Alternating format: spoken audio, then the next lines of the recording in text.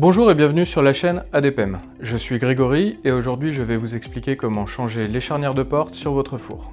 Une petite consigne de sécurité avant de commencer, pensez à débrancher électriquement votre appareil.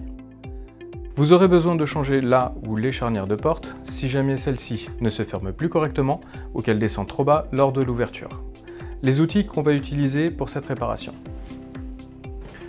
Une paire de gants pour me protéger les mains. Un tournevis, sur notre modèle c'est un Torx, donc c'est une étoile. Une pince ou une pince multiprise suivant ce que vous avez à la maison. Et un petit récipient ou un verre pour mettre vos vis. Pendant que je prépare l'appareil, pensez à vous abonner à la chaîne. Pour enlever vos charnières, vous allez malheureusement devoir enlever la porte. Donc on va commencer par ouvrir notre porte. Il y a un loquet sur les charnières qui permet de les bloquer. Donc vous soulevez le loquet, vous le mettez à fond de l'autre côté. Là on va soulever la porte, comme ça la porte vient embuter sur les loquets de la charnière. Vous soulevez encore et là vous pouvez tirer vers le haut pour enlever la porte. Et maintenant on va la poser sur une surface plane. Prévoyez une couverture ou quelque chose dans le même genre pour ne pas rayer la vitre extérieure.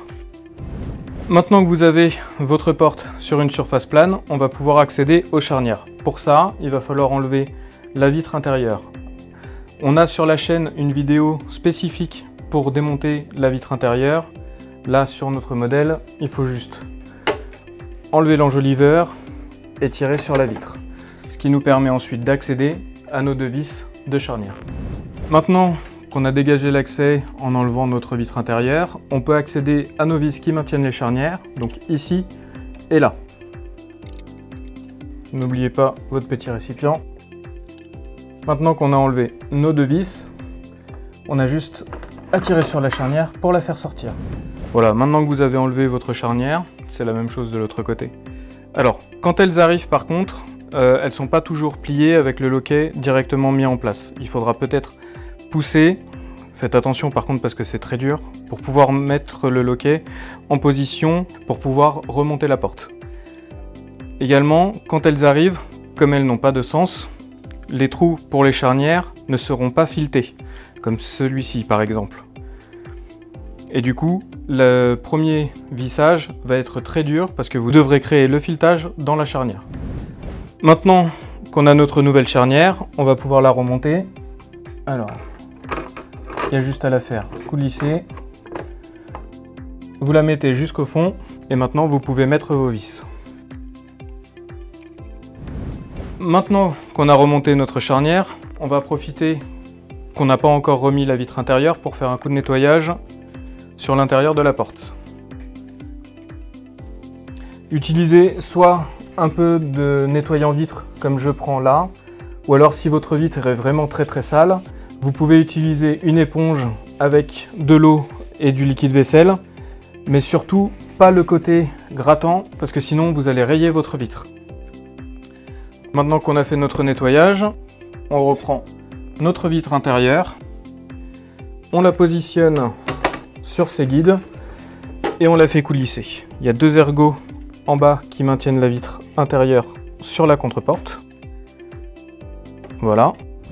On a une vidéo beaucoup plus détaillée sur le démontage et le remontage de la vitre intérieure. Et maintenant, on va pouvoir remettre notre enjoliveur qui est simplement clipsé. Maintenant qu'on a remonté notre porte, on va pouvoir la remonter sur le four. Alors, pour ça, vous la positionnez en bas sur l'emplacement des charnières. Vous les faites glisser dans leur emplacement. Et là, vous allez ouvrir la porte complètement et on va remettre les loquets en place pour bloquer les charnières. Vous aurez peut-être besoin de votre pince, là pour le coup c'est pas le cas. Et maintenant on va pouvoir vérifier que notre porte ferme bien. C'est bon. Et voilà comment remplacer les charnières de porte sur votre four. Un petit conseil pour terminer, évitez de trop forcer lors de l'ouverture ou de la fermeture de la porte pour ne pas tordre les charnières et ne posez pas d'objets trop lourds sur la porte lorsqu'elle est ouverte. Si cette vidéo vous a été utile, n'hésitez pas à nous mettre un pouce bleu, abonnez-vous à notre chaîne et activez les notifications pour être informé de la sortie de nos prochaines vidéos. Si vous avez une question, n'hésitez pas à la mettre en commentaire, on y répondra le plus rapidement possible. Vous trouverez sur notre site adepem.com les pièces détachées et des articles de blog pour vous aider à réparer et entretenir votre appareil. Nous avons également un forum pour vous apporter une aide à la réparation. Tous les liens sont dans la description. Et à bientôt sur ADPM.